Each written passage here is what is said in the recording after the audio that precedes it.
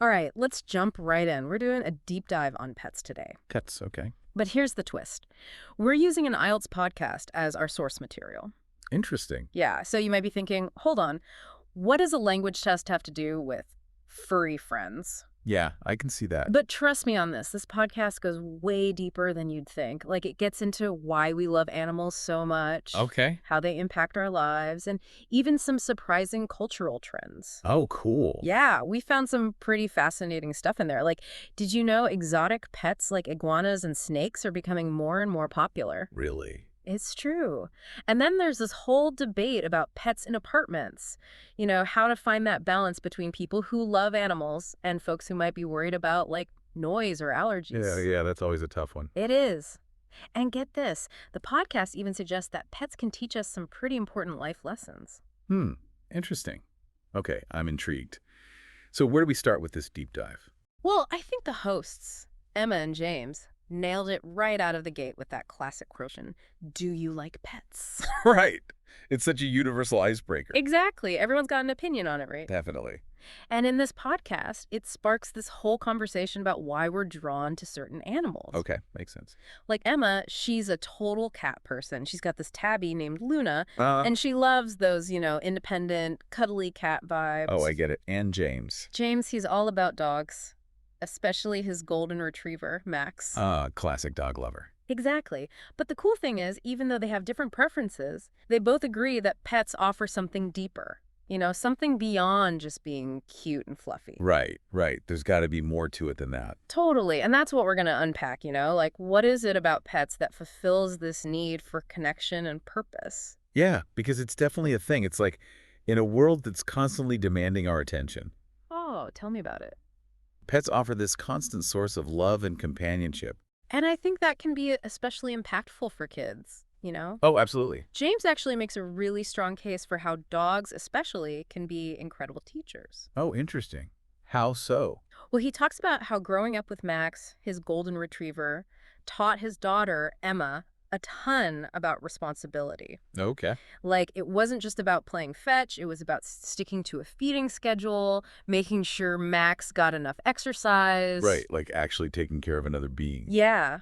And learning to prioritize those needs. That makes sense. And that daily routine, even something as simple as walking the dog every day, Yeah, it can teach valuable life lessons about commitment and empathy. it's true. Those little things add up. And it's not just chores, right? I think pets can also help kids develop, like, emotional intelligence. Oh, definitely. Yeah. Think about the unconditional love a dog offers, or how a cat, forces you to pay attention to their subtle cues. Totally. And those little interactions, they help kids understand different forms of communication, learn to respond to another being's, emotional state. It's like a crash course in empathy, really. Exactly. And you know what? Those benefits, they totally extend beyond childhood, too. Oh, for sure. Studies have shown that interacting with pets can actually reduce stress and even lower blood pressure. No way. So basically, owning a pet is good for your health. It's true. It's like a furry little therapist, in a way. I like that. A furry little therapist. We should put that on a t-shirt. But of course, we got to acknowledge the other side of the coin, right? Of course. Like any deep dive worth its salt. Right. We can't just focus on the positives. Got to keep it real. Exactly. Owning a pet, yeah, it's rewarding, but it's also a big A responsibility. huge responsibility. Huge. There's the financial commitment, obviously, Yes. the time investment, and you got to make sure your lifestyle is actually compatible with a pet's needs. Yeah, not everyone's cut out for, say, a high-energy dog Right. or a cat that needs a ton of attention. Exactly. And that actually brings us to a topic that can get a little contentious. Which is? Pets in apartments. Yeah, that's a big one. It is. And James, he has a really interesting take on this. He's not just like pro-pet or anti-pet. Okay. He's more about finding that balance. Oh, I like that. A balanced approach. Yeah. Like, he suggests allowing pets with certain conditions so everyone's needs are met. Interesting. So, a compromise. Exactly. It's a nuanced view that tries to find that middle ground, Makes sense. between those who absolutely adore animals and those who might have concerns about noise or allergies. It's a tough one for sure. I've seen both sides of it. Oh, me too. And it's a great example of how even a simple question like, do you like pets, Yeah, can lead to a discussion about, complex social dynamics. you really can. And, it might make you think about where you stand on this whole issue. Right. Are you team pet all the way, Yeah, or do you see the need for some compromise? totally. Food for thought, right? Definitely. So are we moving on to cultural trends now? You mentioned some interesting stuff earlier. Oh, yeah. That was a really cool part of the podcast. Okay, I'm ready. Tell me everything. Well, we all know that dogs and cats are pretty popular worldwide, right? Yeah, pretty much. But this podcast highlighted this growing fascination with more exotic pets. Oh, really? Like what? Yeah, like iguanas, snakes, things you wouldn't traditionally think of as pets. Hmm, that is interesting. Right. Makes you wonder, what's driving this shift? Is it a desire to stand out? Or maybe it's a way to connect with nature in a different way. I wonder. There could be so many reasons. I know. And then there's the question of how these choices impact the welfare of the animals involved. Yeah, that's a huge consideration. It is. And I think it shows that we're just scratching the surface of a much bigger conversation about our relationship with animals. For sure. There's a lot to unpack there. Totally. But before we go too far down that rabbit hole, I want to bring it back to the IELTS angle for a minute. Oh, right. Because remember, Emma and James are teaching listeners how to express their thoughts and opinions effectively. Exactly. They emphasize things like providing clear examples and Yes. supporting your arguments with evidence. So important, especially in something like the IELTS speaking test. Right. And they do a fantastic job of it themselves. Oh, they totally do. Think about how they weave in those personal anecdotes about Luna and Max. Oh, yeah. Those stories really bring the conversation to life. Exactly. It not only makes it more engaging for the listener, For sure. but it also helps them visualize what they're talking about. It's like they're painting a picture with their words. Totally. And it's a good reminder that effective communication isn't just about using fancy vocabulary. Definitely not. It's about connecting with your audience. Exactly. Making them feel something and maybe even inspiring them to see things from a new perspective. And honestly, that's something we can all benefit from, you know? 100%. Whether we're prepping for a test or just trying to have a meaningful conversation. Absolutely. So as we move into the next part of our deep dive, Okay. I want you to keep those communication tips in mind Good idea. because we'll be exploring even more fascinating insights about the human-animal bond. Awesome. I can't wait. And I'm eager to hear your thoughts on what we uncover. I'm ready when you are. Let's do it. All right, so we're back, still diving deep into the world of pets. Who knew an IELTS podcast could be so insightful? Seriously, it's like learning can come from the most unexpected places. Right. And speaking of unexpected, Yeah. one thing that really stood out to me in this episode was how Emma and James, the hosts, explored those differences between cat people and dog people. Oh, yeah.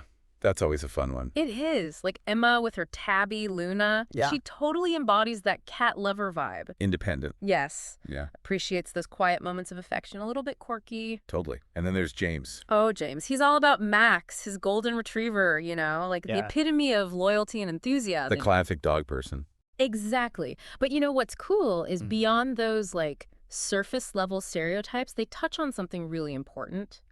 Okay, what's that? It's those universal reasons why we bring animals into our lives in the first place. Right, because it's not just about having a furry friend to cuddle with. It's not. It goes way deeper than that. It's about that connection, that emotional support. Yes, exactly. And I think, in today's world, it's easy to get caught up in the hustle and bustle. Oh, absolutely. Nonstop. And pets, they offer this amazing sense of routine and purpose. They do. It's like whether you're waking up early for a dog walk Yeah. or sticking to a cat's feeding schedule, those little rituals, Yeah. they bring a sense of calm. They do. It's almost like they ground us in the present moment, It's true. In a world that's constantly pulling us in different directions, pets are like this anchor. Yes. And there's also that feeling of being needed, Oh, for sure. Like having a creature depend on you, it can be incredibly fulfilling. It is. It taps into that instinct to nurture, Yeah. to care for another being. And let's be honest, sometimes it's just pure entertainment. Oh, absolutely. Like a cat chasing a laser pointer, a dog's goofy grin when you come home. Those moments are just priceless. You gotta love those moments. They remind us not to take life too seriously, Lighten up a little. Exactly. But, on a deeper level, Yeah. this podcast also raises some thought-provoking questions about, About what? about the ethical side of things. Oh, right. Like what we were talking about earlier with the exotic pets. Yes. It's one thing to be fascinated by these animals, Yeah. but it's another to consider if we're actually equipped to care for them properly. It's a good point. Like, are we respecting their natural instincts? Yeah. Are we providing them with the right environment to thrive? Because sometimes it feels like we might be fulfilling our own desires. Right. For something unique, Yeah, maybe even at the expense of the animal's well-being. it's a tough question to grapple with. It is. And it makes you think about our role in the animal kingdom, you know? Uh-huh. Like, owning a pet, it's a privilege, It is. not a right. Right. And it comes with the responsibility to educate ourselves For sure. and to make choices that are good for both the animal and for us. Definitely. And you know what? Oh, wait. This is where those IELTS communication tips come in handy again. Oh, right. Because, like, Remember how Emma and James structured their responses? they were so good. They gave clear reasons for their opinions. Yeah. They used specific examples. The stories about Luna and Max. Yes. To really illustrate their points. It wasn't just like, dogs are great for kids. Right, exactly. They explained how dogs can teach responsibility and empathy.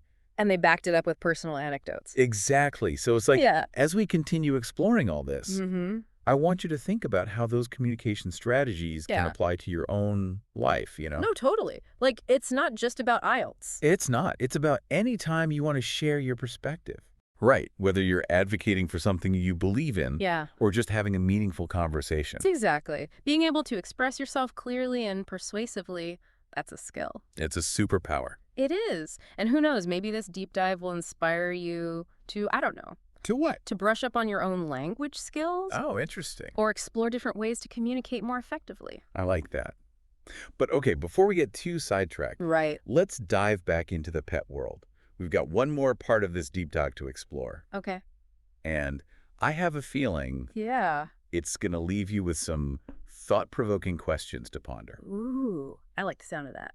Lead the way. Welcome back to the deep dive. It's amazing, It right? is. Like, who knew we'd end up learning so much about pets Oh, yeah. and ourselves? From an IELTS podcast. I know, Oh. it's wild.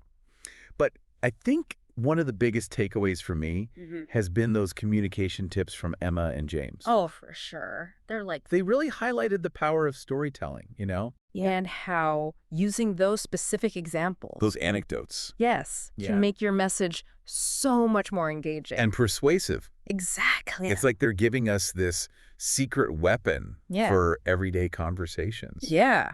Job interviews, presentations, anything. It's true. Yeah. Because it's not just about, knowing a lot of fancy words. It's not. It's about using them in a way that connects, Right. Connects with your audience. makes them feel something. Maybe even inspires them to see things a little differently. Totally.